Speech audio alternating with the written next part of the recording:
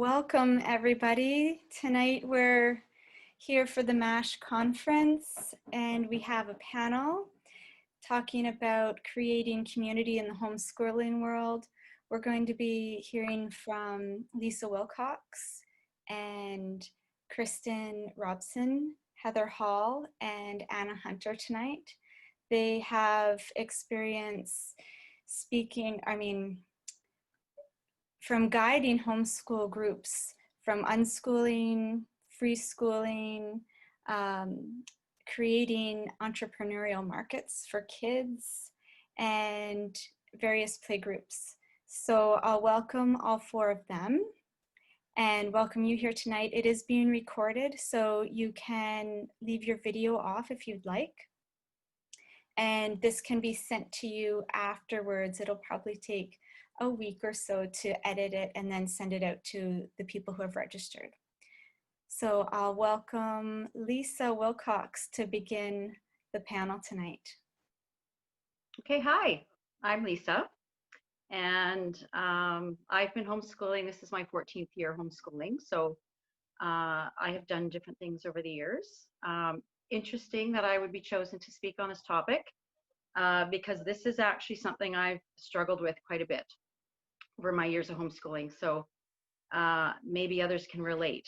So I'm going to actually just give you a little bit of a backstory about who my family is, and that will maybe lay some groundwork as to why I have struggled. I've got a little bit of notes here that I'll try to remember some of the things that I've done. But anyways, my daughter just turned 21, and my son is almost 15. And so my daughter's the reason I started homeschooling. She went to public school from K to grade 3, and grade 3 was very challenging because my daughter requires full-time support. So when she was in school, she had a full-time EA with her. She was level 3 funded. So grade 3 was tough. The principal had pulled our EA from us that we had built relationship with, and the new one we had was not a good fit. Grade 3 is kind of a year where kids are starting to mature a little bit and things, and I pulled her out kind of out of desperation, not knowing what I was doing. So the first year that I started homeschooling, there was a woman around who had, she was doing it kind of like a business where she was doing field trips and small classes and stuff. And it was very elaborate. So you could sign up, you paid a fee and you could sign up for all kinds of field trips, which was wonderful to those of us who remember Event Horizon back in the day. So anyways, we just kind of went on like 2 field trips a week just to find our groove, I guess. And that's really where we started meeting other people, was attending field trips with other people. So my son, 6 years younger, was just kind of in tow at the time. But at that point, it was all about her with homeschooling. So because my family is different, that has been a bit of an obstacle for us finding groups. There's many reasons why people have a hard time finding groups to be in, particularly if you're a family with a child with special needs. That is, a strike against you because, yeah, we can be a little messy. So we're not always easy to maybe take on in a group. Quite often, people are looking for, I'm going to use a Gordon Neufeld term if anyone knows or follows Gordon Neufeld, and if you don't, you should. But samesies, we're all looking for our samesies, right, Jennifer? So we're looking for people like-minded where we can be accepted. I get that. But at the same time, that can also, you can face rejection because of that too, because homeschool groups are sometimes looking for specific ages and genders of kids based on who's already in the group. People homeschool based on, there could be a group of French homeschoolers, Catholic homeschoolers, secular homeschoolers, faith-based homeschoolers, those that follow a certain type of parenting. So sometimes people are trying to find their samesies, and I get that. So that can be a little tricky sometimes when you're trying to find your community. Sometimes, well, when I started homeschooling, the groups that did exist out there, some of them that I'd contacted told me they were full. So that's another thing. Sometimes a group is maxed out, and they feel they can't take on any new people. And then when you're out there on your own, what are you supposed to do? So that was an obstacle I faced as well, was being told, that groups were full and couldn't take us on. What else? So anyways, yeah, field trips was a great place for me to find people. Nowadays, I notice on the Facebook groups, there's several of them. People will post, I'm going to the zoo. If anyone want to meet us at the lobby, this is when we'll be there. You can watch for that. You can certainly start your own and put it out there to find people. So that's a great way to find people as well. Yeah, the people that I knew that homeschooled when I started homeschooling were already in their little private groups. So, and I said in my bio that I have zero background in education in any way. I come from, my background's in design. I felt completely overwhelmed, particularly, with my daughter's needs and having a toddler, and not really having community or direction. So some of the things that I did do, I'm just going to run through some of the things I did do and try, and some of them worked for a season. And so to those out there, just know that it's okay if you find something that works for a season.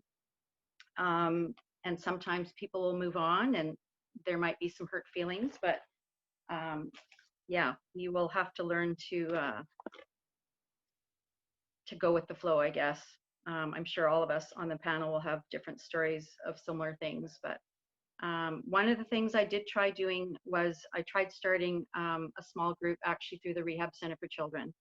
And this was under the support of one of the therapists there that we were working with at the time. And actually, I had also gotten them onto the Gordon Neufeld material that my family has used in parenting over the years. So why did that not work? That didn't work because the families that came to that, we were such a diverse group of needs that it just was not working. My daughter was not challenged enough, whereas some others maybe were too challenged. So that was a short-lived little group that I tried. So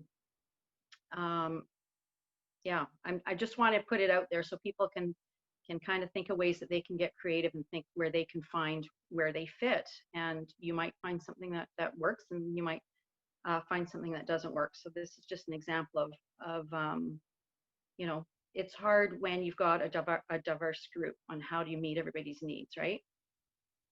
Another thing I did was start my own small group. And of course, we can all do that, right? If you can't get in a group for whatever reason, start your own group. Put it out there, be vulnerable, go on the groups and let them know who you are, what you're looking for, your values, whatever, and see who comes up. What I did was I had started a little group called the Living Classroom, and Tammy was a part of that group as well. I had just put it out there to anybody that I knew that was homeschooling by email. Thank you, Jennifer, for that Neufeld link.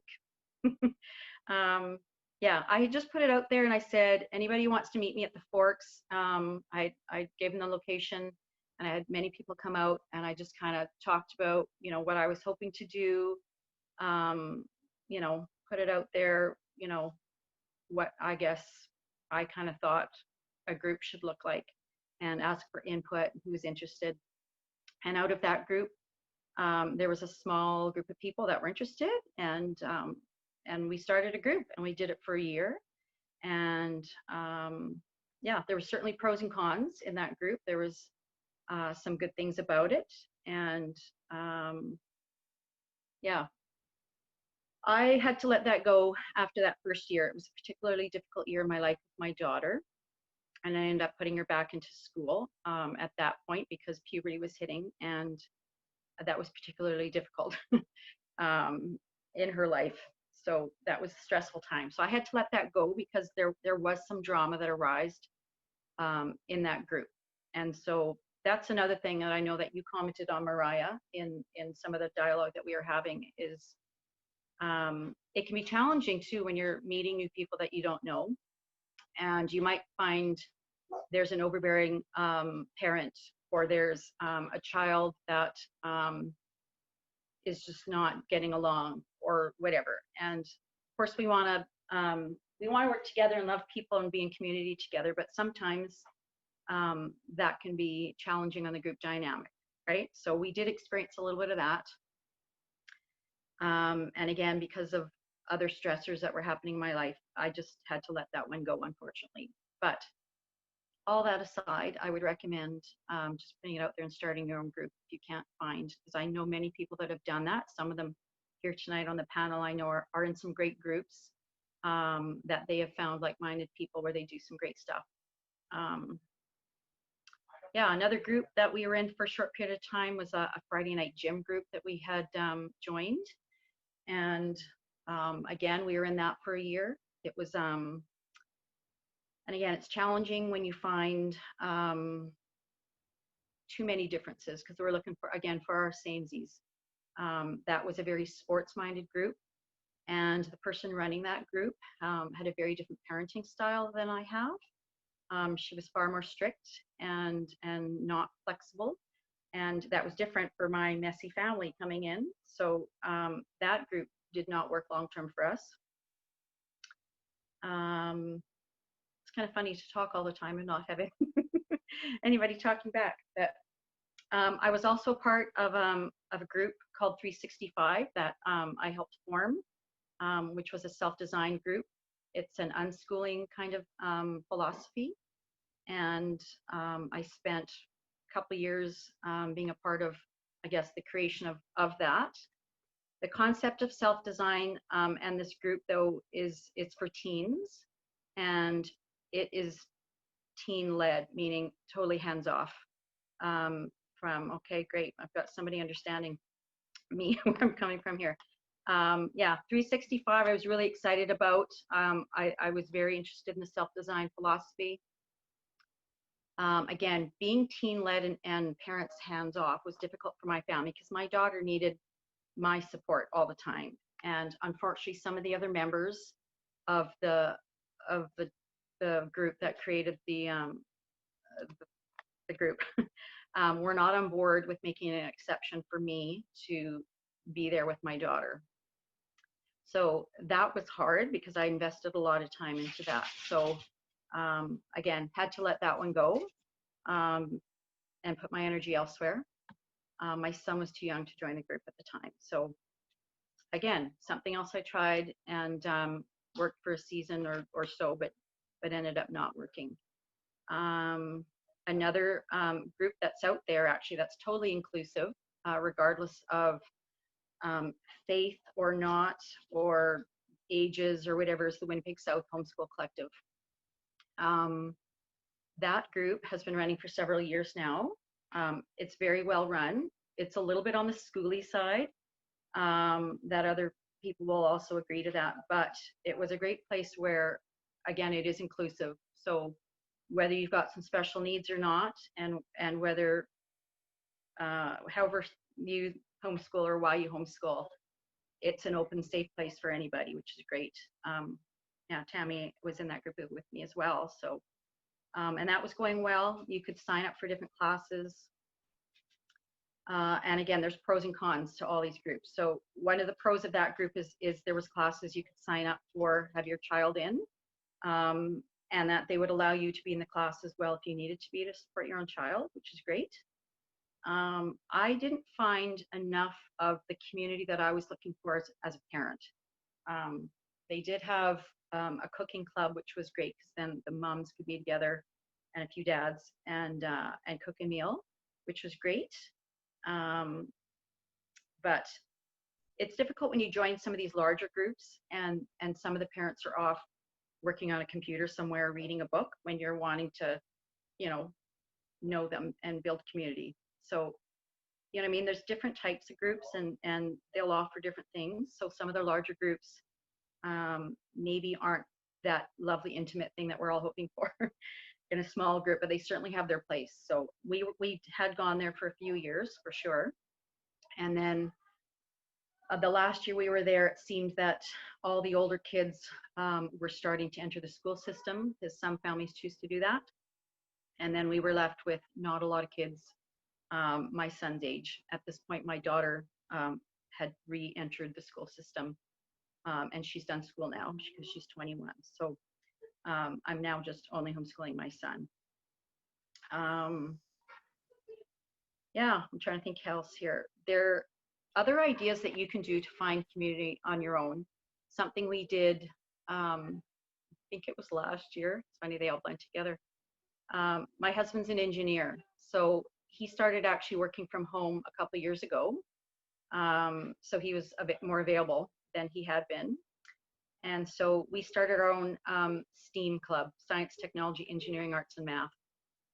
And we thought, well, let's find a little bit of time where we can invite boys over my son's age to try to build community, for him, and offer some things that maybe my husband could teach that other people would be interested in as well. So that was actually really great, because my husband would prepare something, whether it be something on hydraulics or whatever, or he would take them on a field trip to some place that he had a contact with where he did some work or whatever. And it was actually really great. They did some really great things.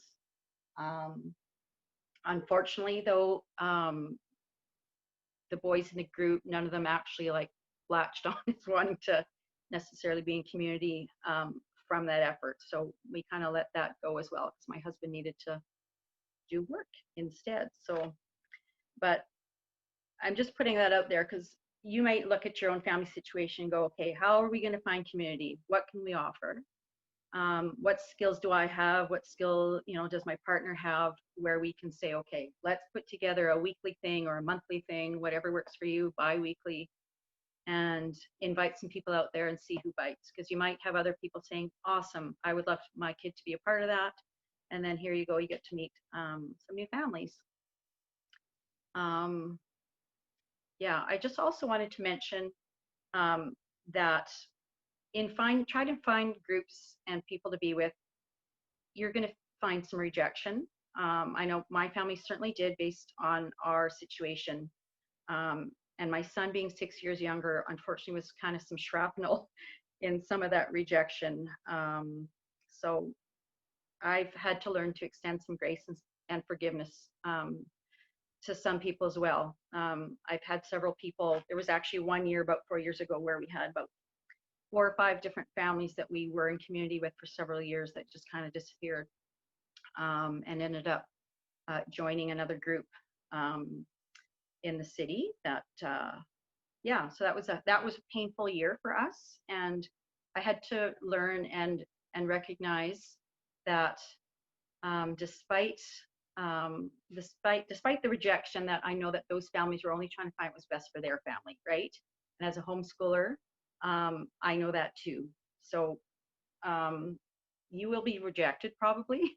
Maybe not. If you're not, then awesome. But you might face rejection. But I just want to encourage people to not take it personally, and that we're all trying to find our groove, who fits with our values and what we're looking for. So try not to take that personally. I just want to encourage people to be vulnerable, put themselves out there and say, this is what I'm looking for, because you never know who you might find.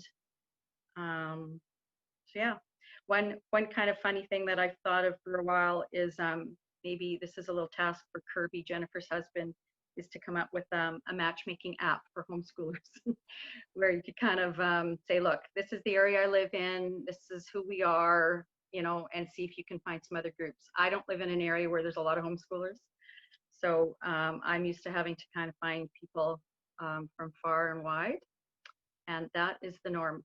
So yeah, I don't know if anybody has any questions or not. Maybe I've gone over my time here a bit, but. Lisa, thank you. That was excellent. And so much really heartfelt information there on how to navigate those difficult situations and finding the people who will work really well with you and your family. I really hear that part about also finding the community for yourself within those groups. We'll do questions all at the end, unless someone has a pressing question right now they want to put to Lisa. Then I'm going to ask Kristen to go next. And yeah, take it away, Kristen. Okay, thanks, Mariah. Yeah, thank you, Lisa, too. I feel like even though I've known you around, I learned a lot about you in what you just shared. And I think like some of the themes that you talked about, like just the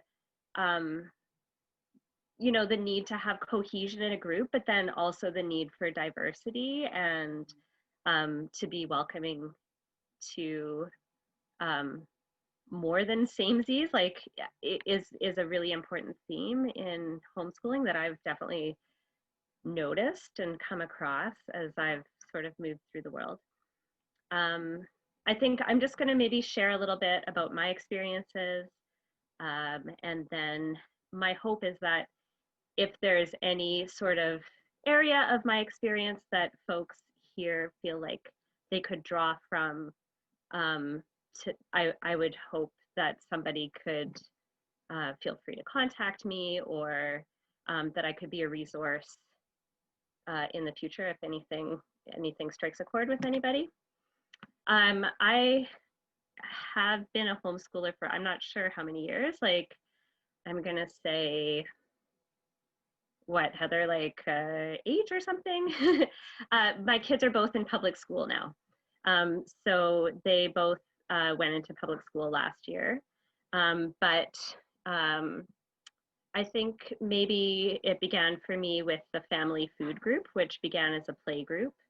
And that kind of grew out of myself and a couple of friends having small children, and it being Winnipeg, and sort of feeling isolated, and wanting to have a place where we could meet and connect. And a friend of mine found that there was a grant where we could get a space. So that was kind of like an opportunity that somebody I knew saw, and it's one that exists. Like you can connect with community clubs or different community spaces, and so she found that we could get this space for like $25 a month essentially, and there was a kitchen attached, and there was like equipment and a gymnasium, and that was enough of a draw. We just kind of opened it up to folks in the community as a play group. This is when our kids were like 2-3 years old, and that family food group existed for probably more than a decade. It kind of evolved into a homeschooling group as the kids grew older, but it also always sort of stayed as a play group. So it was always open to families in the community with really little kids. One thing that I think was cool about that group is part of the mandate, we worked out of the MERC, the Magnus Eliasson Recreation Center, which is kind of central in Winnipeg. And part of the mandate for the group was that it be open to the community. That's part of why we got the space. So I feel like that actually kind of like kept the group alive through various iterations, because it kind of had a draw with homeschooling folks around the city, but it also drew in people, you know, just people who saw posters up in the streets in the community who needed a place to come with their kids and hang out for a bit. So that was a really good experience, and a few things kind of grew off of that. So Claudine is the person who started this group, and she also organized several baby dance parties around the city, which started as fundraisers for family food group, but also was like a great sort of community building venture. And after she did a few of those, like baby dance parties sort of started taking off in the city in a more mainstream kind of way, as just a way for families to meet and have fun and dance. And another offshoot of that group was, and this totally grew out of recognizing there was an opportunity with a space, and we met for maybe 2 or 3 years at the University of Winnipeg Recplex, and had like a field, or I think another year we had a gymnasium booked, and that was completely free. Like, we had just heard of this opportunity that the university had a mandate to open up the space to the community. So we applied to use the space as a community group, and we got the space. And it was kind of a really wonderful way to just, in the winter in Winnipeg, have access to, and very loosely organized. I'll say, like, these groups were really about community building and not about educating our children so much, but just an opportunity for kids to have a space to run around, share food together, for parents to get to meet and spend time like talking about maybe the challenges or the joys of what's going on in their lives. And yeah, so that was sort of one area of my experience. Part of that, I guess, just if you're thinking about doing that kind of thing, is we had to sort of loosely organize as a nonprofit organization. So with Family Food Group, we did eventually, and it sort of required a loose amount of organization. So we had like a president, and we had an annual general meeting and a treasurer, and you know, we got, we didn't collect dues, but we had some fundraising events, and we had a little pool of money, and we got like a free account at the Assiniboine Credit Union to help manage that for us, and that did help with some grants. And this was, again, I'll give credit to my friend Claudine for being a person who had kind of noticed where different grants were available for community groups. And as a nonprofit, we were able to apply to get a little bit of funding. So at the Food Group, we were able to buy play equipment, or we were able to, one year we had like a little party at a hotel, or, you know, we had an ability to do a few things with the money. And I think our focus was primarily community building, like not so much education, but just having a place where we could meet and share ideas and connect with people. I also was involved in the Winnipeg Preschool. That was really, I'll let Heather talk about that more, because that was something I joined that had already been in existence. What I will say is that part of the reason we homeschooled initially, or yeah, in general, was because we were aware of this community. We had connections to Heather's family who were all homeschooling, and other homeschooling families.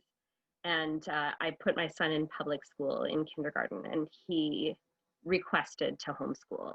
He wanted to be part of that community. So it wasn't like super easy for the family. Like, and I think that was maybe another reason a lot of our community groups happened, was because we didn't necessarily have the structure where one parent could stay home with kids all day.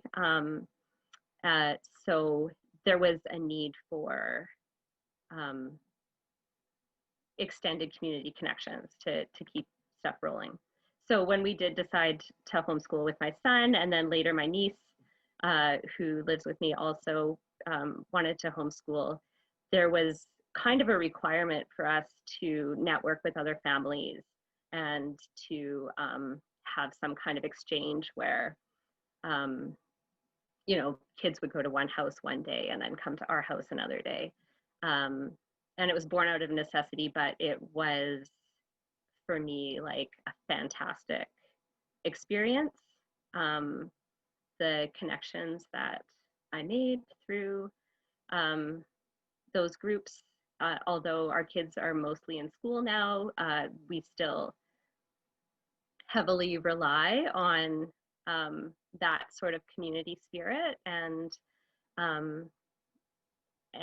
yeah, it's been great. I feel like I'm not really sure where I'm going with this now, so maybe if I have filled 10 minutes, I'll leave it at that. Oh, the one other part that I kind of wanted to mention, and just in case it's helpful to anybody who's listening, is that I do have experience with having involvement with CFS with my family, and then also homeschooling, which was a challenge for my family. So my niece who lives with me is like connected to CFS, like I foster her through CFS. And when I had stated my intentions to homeschool her, I was told that I absolutely couldn't, like that was off the table. And it was very important for me to homeschool her because for her, this was the community she grew up in, and it would be very sort of like, I thought, you know, rejecting and stigmatizing to her to not be allowed to do what her cousin had done and what all her friends were doing. So that was like a bit of a thing. Like I put a lot of effort into convincing CFS that it was, I think maybe their opinion was that if there were no educational challenges, then homeschooling shouldn't be an option. That homeschooling is for people who have a misfit with the education system. And I kind of would promote the idea that, you know, that homeschooling can be great as an alternative to school for people who don't fit into the school system, but also it can be great as an alternative for school for people who simply want an alternative to school, and that it's not a lesser choice.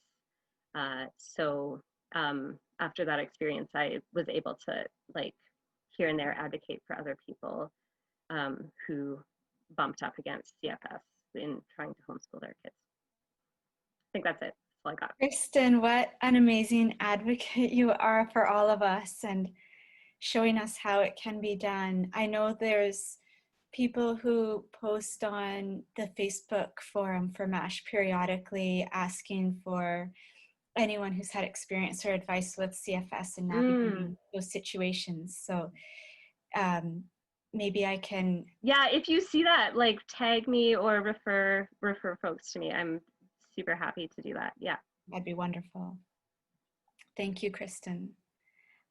Before we go to Heather, does everyone want to stand up and do a little rotation, spin around, touch your toes, jump up, down, and sit back down?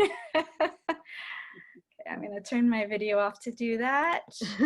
And go ahead, Heather.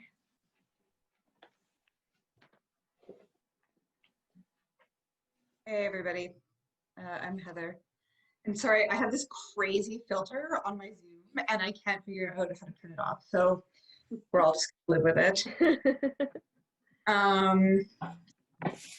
I think that I am principally speaking about organizing the Winnipeg Preschool group, which was pretty long running, I guess 10 years-ish, in various iterations.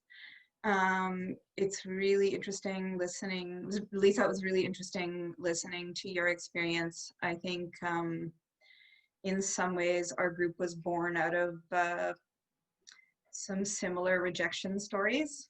But I think in a really important, different way, our family came to homeschooling and joined up with a lot of folks who already had a lot of experience with organizing and community building. So I think there kind of tends to be two streams into the homeschool movement. One is people who, for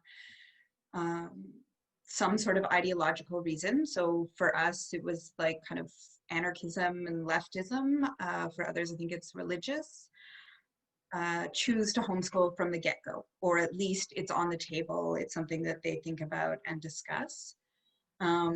And the other extreme is folks who opt into the public school system as a matter of course, and for whatever reason that doesn't work for them, and they have to look for alternative options.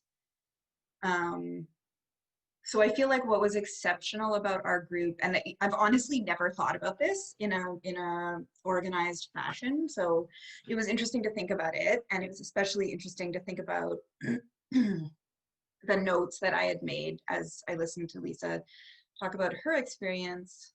Our group was born out of people who were already functionally social peers. So the vast majority of us knew each other, had some sort of peer relationship. Everybody lived downtown.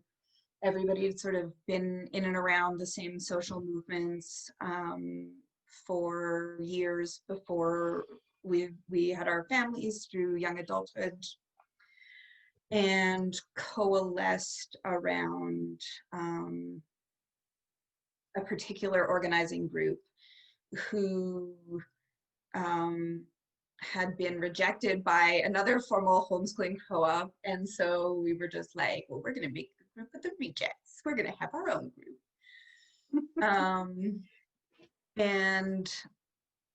But that group already had social cohesion. It already had roughly the same age of kids. It already had some ideological similarities. It already had peer relationships. So people were brought in that didn't know each other, but at the start there was like an intense amount of kind of shared values, shared vision, shared schooling style, which probably gave us way more of a leg up than I've ever really thought about, because we didn't have to deal with a lot of those questions. I can't remember how many people. I think there was maybe like 5 families at the first meeting. Our kids were just entering school age. We'd been around Event Horizons for some things. And we were looking for, I think, well, for myself personally, I was looking for a broader peer group for my kids as they hit school age. So just up to that point, their friends had been the children of my friends.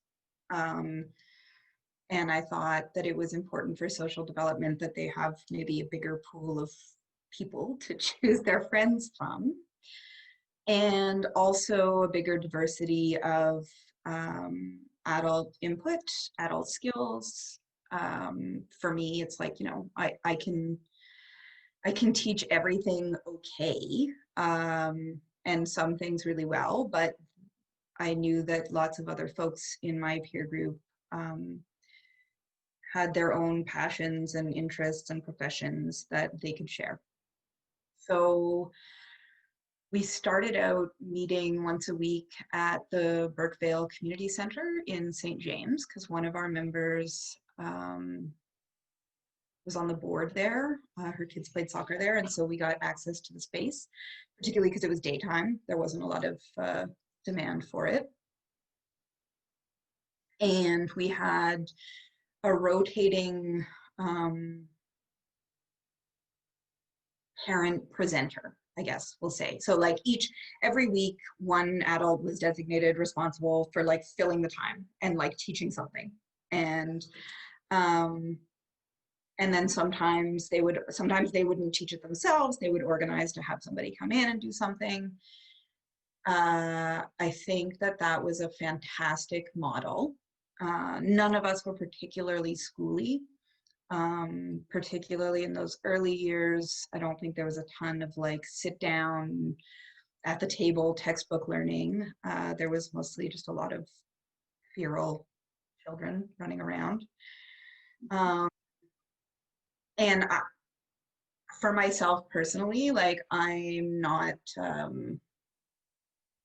I love kids, but I'm not particularly excited by like early childhood development. My ability to get down on the floor and play or like make crafts or do those things kids enjoy is fairly limited. So having other people come in with fresh energy and be like, you know, here's this thing I'm totally passionate about, like I can't wait to teach you all about it, was a huge asset to me, and I think to a lot of the parents involved. Ironically, one of the highlights, I think one of the funniest moments in that group was after years of this, like 5 or 7 years of meeting every week, roughly the same group of people, and doing countless activities. We were doing a mural project. Somebody was teaching about murals. And so we got this huge piece of paper and this banner and put it on the wall, and we were gonna have the kids design a mural. And we asked them up to like about their memories of free school. And they had nothing. They had nothing to say. They stared at us like just totally blank. And we're like, you know, what about this? Was there any workshops you remember? Or like, what was your favorite activity? And when they finally started talking, none of the things that they talked about had anything to do with the structured program we had done.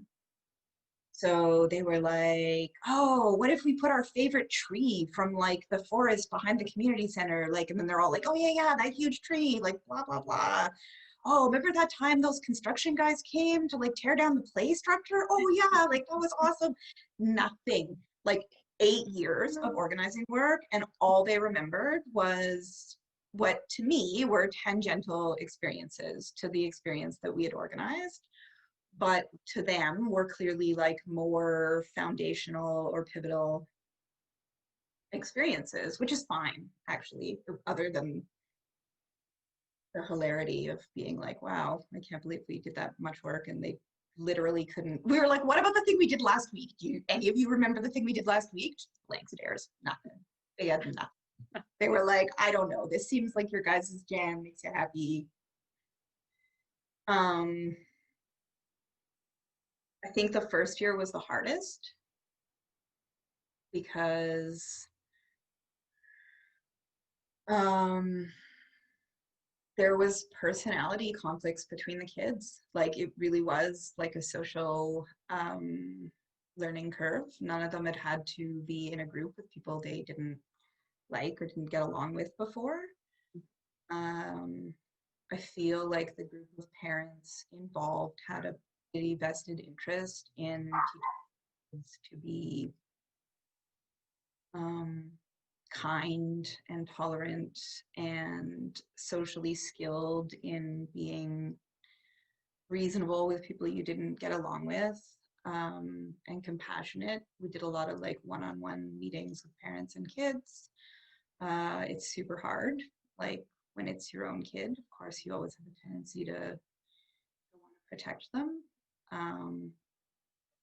And I'm sure that's probably a learning curve that like every kindergarten class goes through as kids enter a bigger world of socializing. So that was really important. And what else?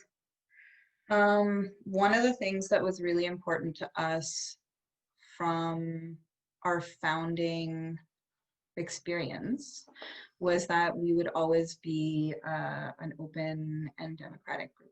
So there were times where we talked about closing the group at capacity, or you know, selecting people based on age and gender or whatever criteria for the kids. And I think that we came back repeatedly to a commitment to diversity and inclusion, and our own experience of kind of like not making the cut in other groups. And that for sure posed some challenges. And I think because our group had a specific flavor, sometimes people would come and go, right? Like sometimes people would join and they would stay for half a year or whatever and just be like, like this doesn't match my family's needs or my family's values or whatever. one of the challenges we encountered as a long-running group was that as the kids got older, new homeschoolers were coming up the bottom with younger and younger kids. And so while we started out with maybe like a 7 or 8 year age range from like, babies up to like early school age, by the end we had older teenagers down to like new families coming in with babies.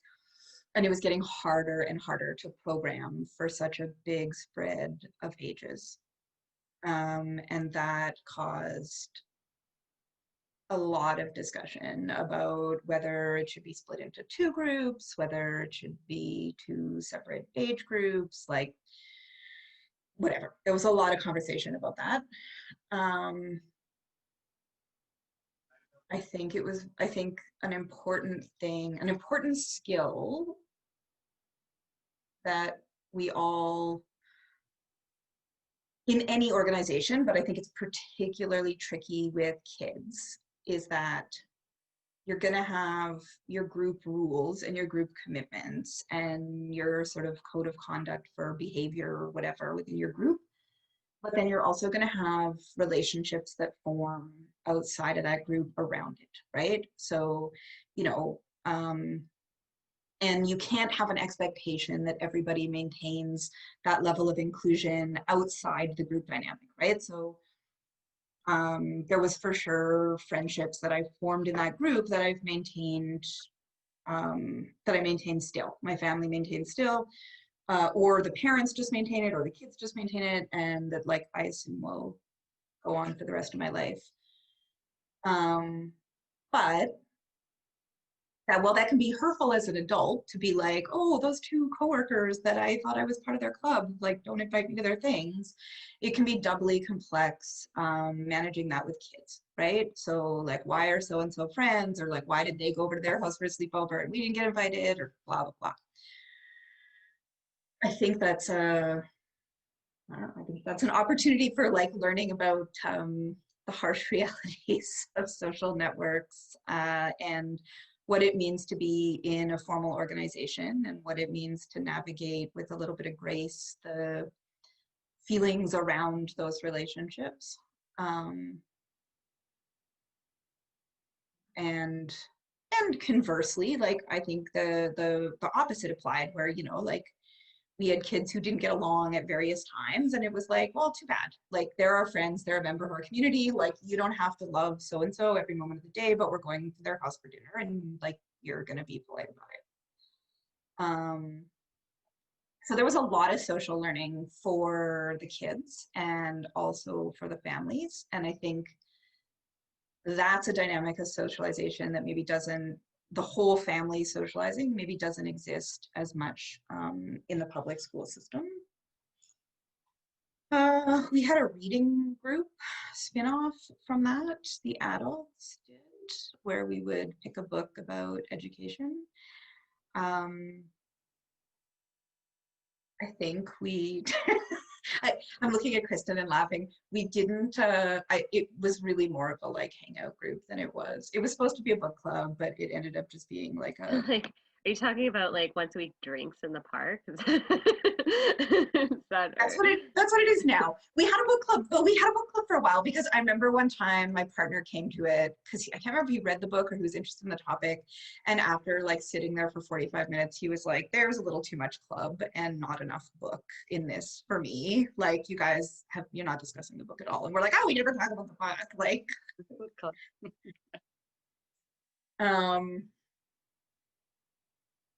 and I think as it grew and as our kids got older, I mean, there was always a childcare component to it. We had kind of skirted, we never formally, or we never got a formal like organizational designation. And we skirted any liability issues by basically saying, anytime somebody wanted to leave their kid, they had to leave them in the care of another adult there. Right? So I could say like, Kristen, you're in charge of my kids, but I can't say the group is in charge of my kids because they're not.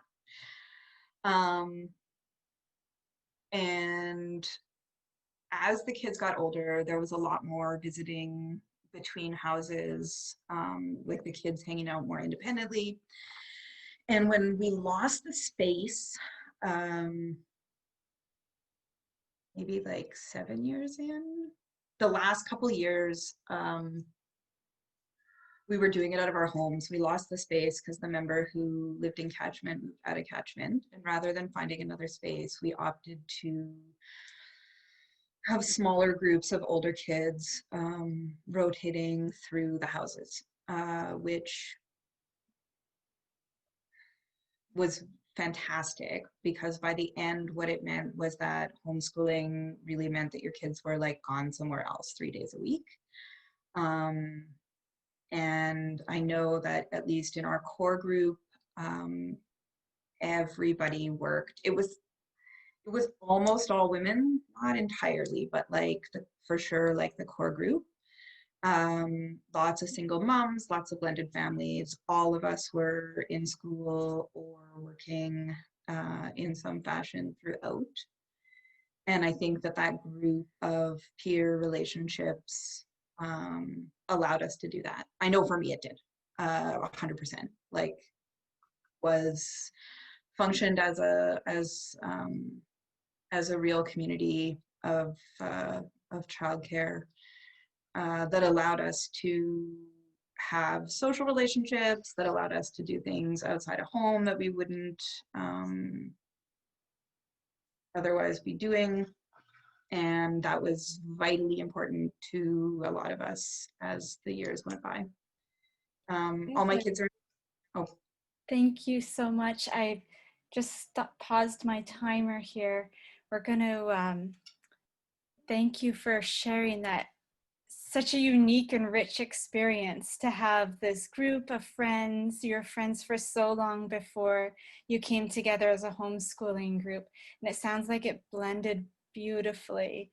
And it sounds like the ideal situation that most of us are looking for.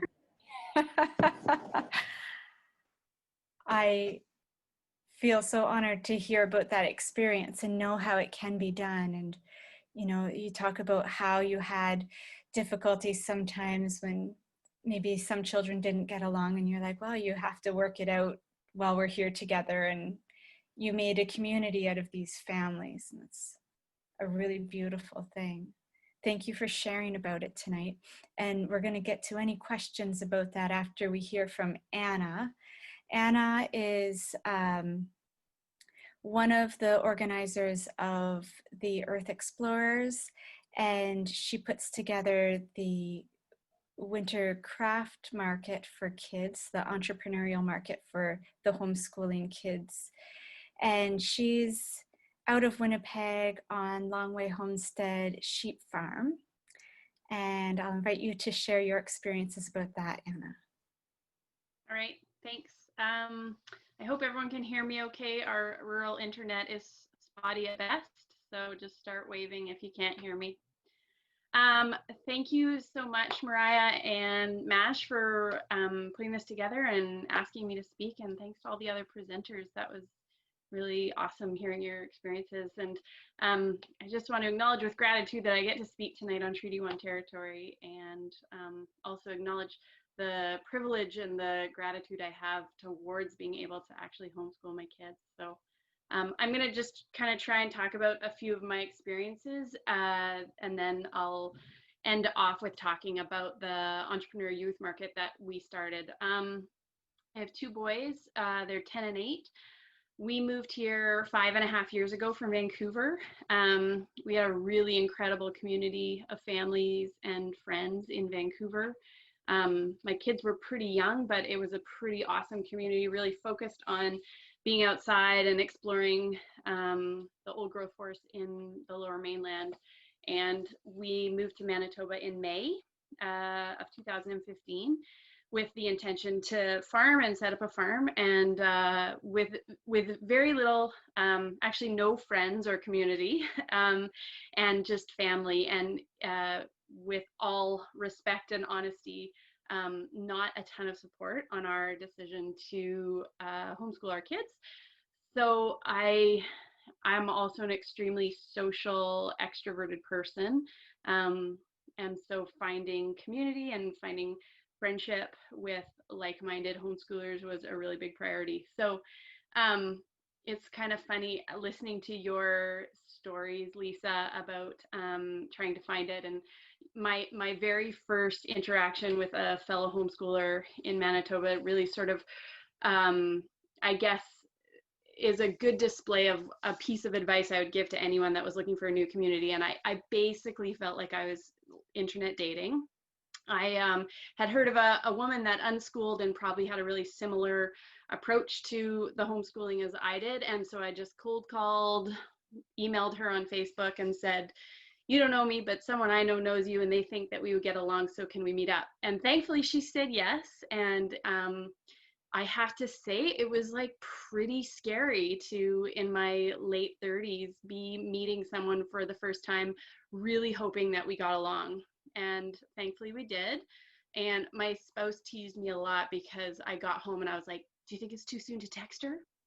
How about this? Does this read okay? Does this sound too needy? Does this sound, like all the vulnerability that goes along with hoping you've met a good match and a good friend.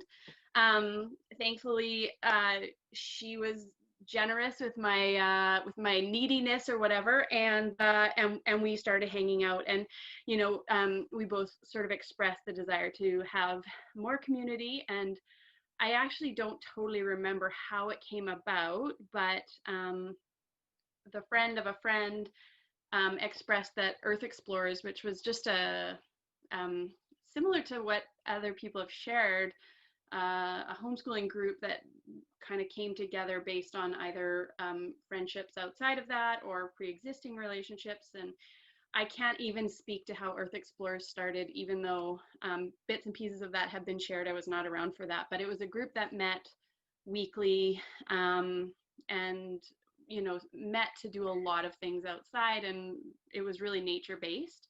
And they were kind of looking for some new families. So this new friend and I were invited to come for a tester. And again, it was another one of those moments where it was like, oh, we're being tested, not tested, but this is to see if it's a good fit. And it's so true, right? Like not every homeschooling group or every peer group or whatever is always a good fit. So I appreciated the forthright and honesty going into that first meetup, that maybe this would work and maybe it wouldn't. And we were all really committed to at least the process of trying and seeing if that would work. So we ended up being a really positive fit with Earth Explorers, and so we've been a part of Earth Explorers group for about 3 years now. I have not really been involved in any other homeschooling group in Manitoba, so I have nothing to compare it to, but it's I think we're more sort of unschooled focus group. We're very, very unstructured. Like if structured is over here, we are all the way over on the other side of it. It's really child-led and interest-led, and I guess one of the most fantastic things that I find about it is it's extremely decentralized, and that there is a very strong commitment from all the parents and all the youth that are involved in communication and really, I guess decentralized decision making. And it's a really beautiful process. And not growing up in an environment like that, not growing up, I was schooled, so and not having those sorts of communication habits or decentralized organizing until later on in my life, it's really beautiful to observe that happening with my kids and with their peers, and with a really interesting mixed group of people. I can relate to some of the challenges that others have talked about, certainly interpersonal, not, and there's also beauty I find in our group in that way too, is conflict is inevitable, but the way that it's handled and the commitment to honesty and integrity and generosity is at the main core, I would say, of our group. We rent a gymnasium in a church once a week, or I guess pre-COVID we did, for the coldest winter months, so that we have a place that we can run around and be inside and spend significant time together once a week. And then in the like April to June and then September to November, we're mostly outside, either doing field trips to other places or just being outside. When I first joined the group, it was much more focused on specific learning topics, but as those families and the youth involved have changed their focus, so has the group. So, you know, we will go through stages of being really focused on specific things and then other times not so focused.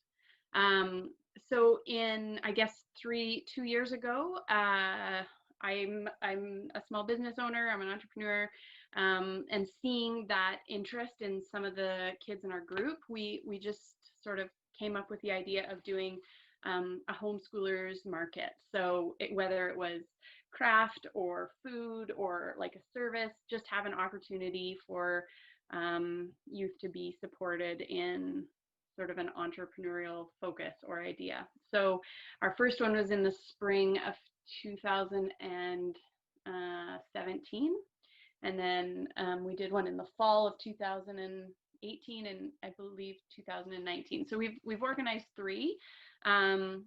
And I definitely think the focus was to support youth entrepreneurs and create an environment for that to happen, but also to contribute to creating a community around youth pursuing their interests in like sort of an entrepreneurial framework. So obviously this year we probably won't be organizing anything, maybe until later in the spring, but it's been a really fantastic opportunity also to see how not only the parents in our group but also the youth have come together to sort of make this happen and you know, make it something of their own. So I'm happy to talk more about that, and I know I certainly didn't use up my 10 minutes, but I'm going to leave it at that, and if there's any questions, happy to talk about it. Anna, thank you. I know we've participated in that market a few times and my children love it and they're asking for it more. They don't understand why we can't do it again this fall. But they have transferred it to going to the beach, and they'll lay out a smorgasbord of stones for people to buy as they walk by. So that's really wonderful. It's very heartwarming. Thank you, Anna. Are there any questions anybody has that they'd like to put to the whole panel or individuals in the panel, or experiences you'd like to share yourself?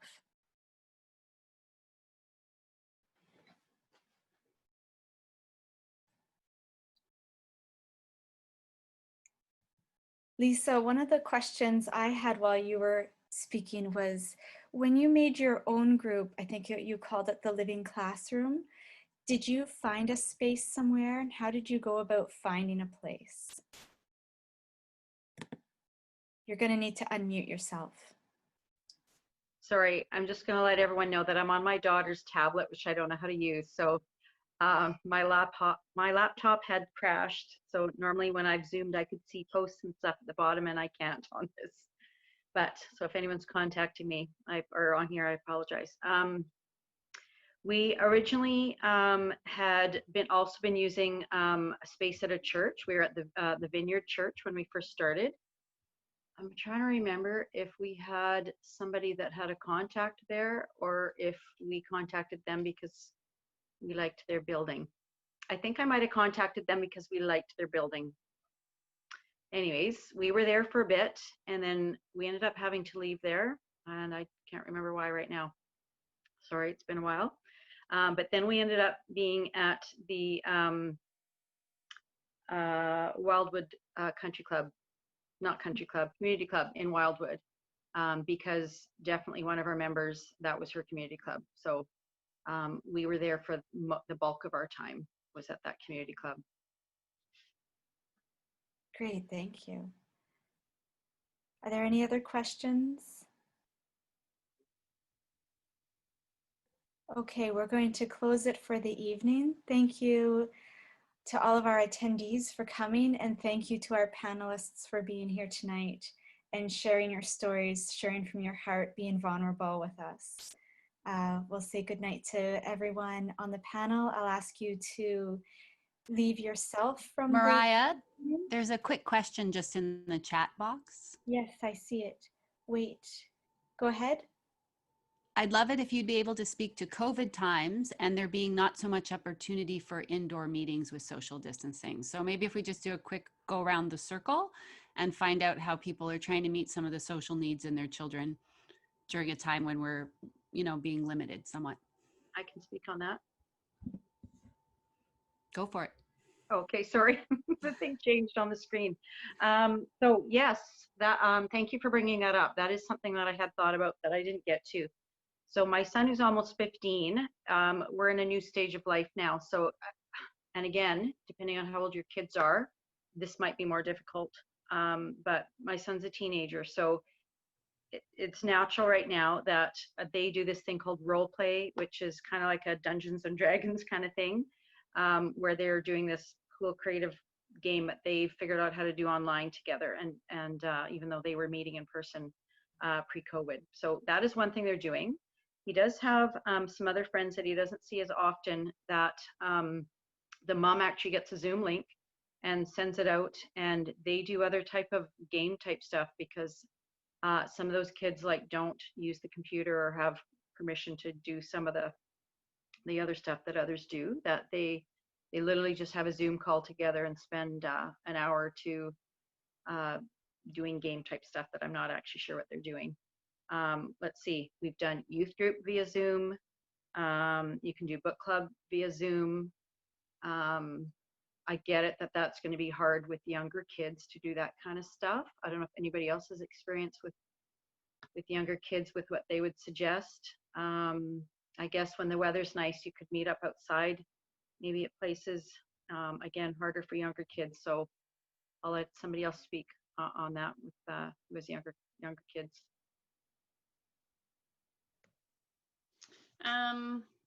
Our group is meeting outside, and we're committed to meeting outside as long as we can. Like, we're pretty committed to sticking it out for a long time, and you know, things seem to be constantly shifting, so we'll take it as it comes, as the situation changes and as we each individually feel safe and comfortable, or as a group. But you know, we really love our outside experiences, and also like thinking about that outside the box, right? Like we've started having fires everywhere we meet, in fire pits, and just having that be part of our, you know, what happens now. I just saw a comment down there. I'm not personally in a group right now, just as whatever. Things change too as your kids become teenagers. And although I've been a little bit more unschooly in the past, I'm finding I have to up the ante now, try to get more of academics done. But what was I going to say? Oh, he does spend time with his whatever handful of little groups of friends that would be in our bubble, and we're okay in each other's homes, you know, being our small group that we see each other regularly anyways. So that's not an issue for us, just with our little group. I mean, I don't mean a group, I mean just our little, his friends that he is in community with, that they've either done some homeschool high school classes together, and things like that, yeah, we're okay to just see each other in each other's homes. Anna, oops, I'm not on. Oh, yeah, I am live. Anna, Kathy's asking if your group, the Earth Explorers, is accepting any new kids or families. You know, we haven't talked about it sort of for a while as a group. In the spring, pre-COVID, we felt like we were really at maximum capacity for the space that we had and for just managing the dynamics of a group with, you know, the larger you get, the more complex that becomes. So we haven't really revisited that since then, but you're more than welcome to send me a private message and I can take that back to the group. I think that is probably one of the hardest things. I heard Lisa express that, and I know I've heard that from other people, is when there's an existing group and wanting to join it, and I know that can be really tricky. Yeah, wish I had a better. Kathy, how old are your kids and what area are you in? Because maybe we can all hook you up.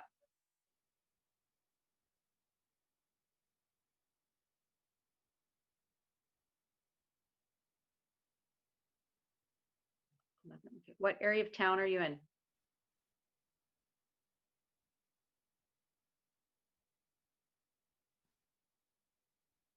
Okay.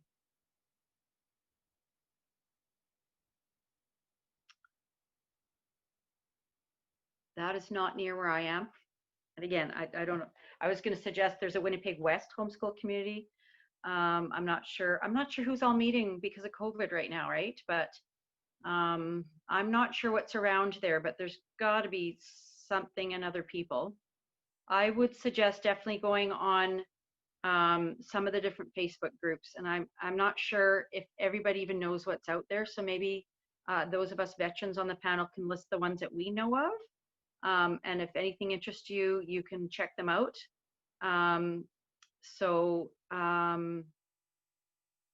Yeah, and some of us are kind of on all of them, to tell you the truth, but there's definitely the MASH group. There's a Matches group. There's Winnipeg Christian Homeschoolers. There's, I think there's just a Winnipeg Homeschoolers group. There's an unschooling group. There's a Christian unschooling group. Oh, there's a Charlotte Mason group. Yeah. What else?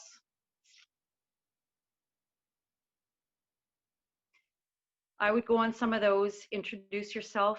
Quite often people will just introduce themselves, like Anna. She could have come on and said, hi, I'm moved here from Vancouver. We don't know anybody. This is where we live. These are our, you know, kids' ages, and see what you get. Because you might find other people like out there who are saying, oh yeah, we don't have enough community or any community, and are happy to meet at a central location like a park or something, or the zoo, and see how you know, connect or not. But yeah, Winnipeg West Homeschoolers, they have a Facebook page too. WISH, which is the Winnipeg South Homeschool Collective. I think they're running right now.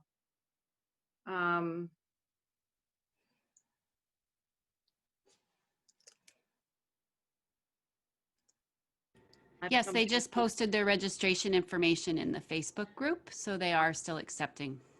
Okay, yeah, WISH has classes. So even if other groups aren't, like small groups getting places, because churches and community clubs are not all open right now to groups, but looks like Winnipeg South, and I've seen stuff posted by them too. So you can always go to that, and you can sign up for little bits or not. You don't have to commit to everything. You can go to certain classes or just some of it, and at least meet some people there.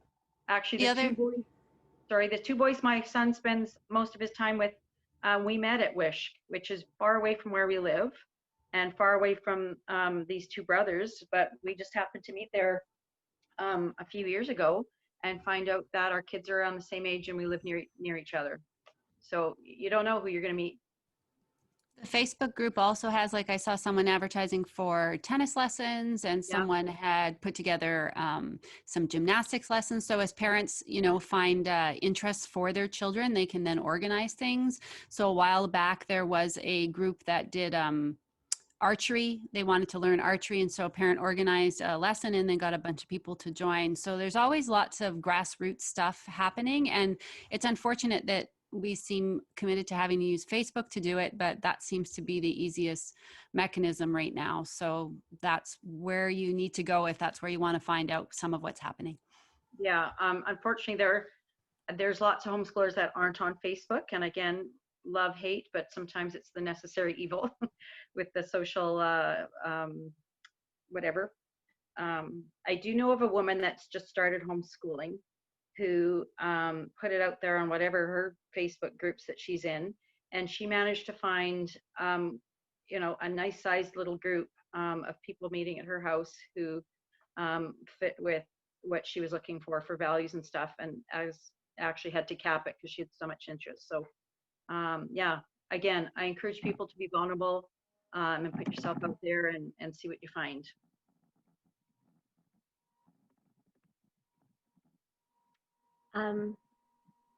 The only other thing that I thought to add was that many of the people here I have met through organized activities that are offered during the daytime.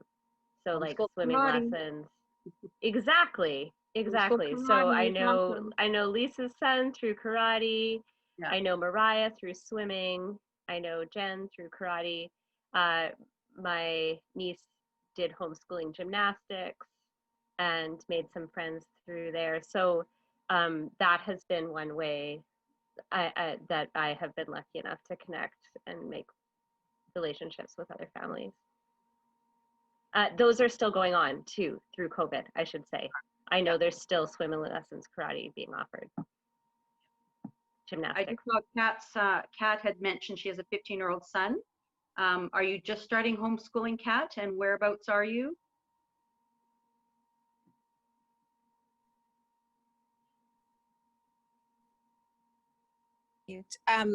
We've been homeschooling since the beginning, and he has a great group of friends. Okay. They're all quite like a couple years or so younger, and so just noticing now he's having a deep desire to meet kids kids his own age. Just he's having a lot of shifts, you know, all about that. Yeah, and they're done with the younger one. It's just kind of coming up anew right now for him, and both him and I are pretty socially awkward, so just feeling a little bit stumped on how to date for friends. I hear you. We need Jennifer. We need Kirby to have the matchmaking app. What area of town in, Kat? South Osborne, but doesn't really matter to me. Yeah. Okay. So the other people from your community or your group are not his age. They're younger. He's the oldest. Younger. Yeah, he's the oldest by a couple years, I think. The oldest. Okay. I just messaged Kat privately. This is Jennifer talking, because I have a 15-year-old who is also looking for some social connection, and she wants to start a Discord channel. So I'm putting together. We're doing an ad. She said she felt like it's. I think it was Lisa who mentioned earlier, or maybe Anna. It was Anna who said about feeling like you were on Tinder or something, right? And so she's making a little ad, and we're gonna get that together and post it. So I will probably post it in the MASH group. But if you're really interested, you can private message me, and then I will definitely have your name, and you won't miss it. Oh, thank you. Yeah, I think they actually know each other a little bit through their other Discord Minecraft server. It could be. She has a whole little social world out there. So yeah. Thanks.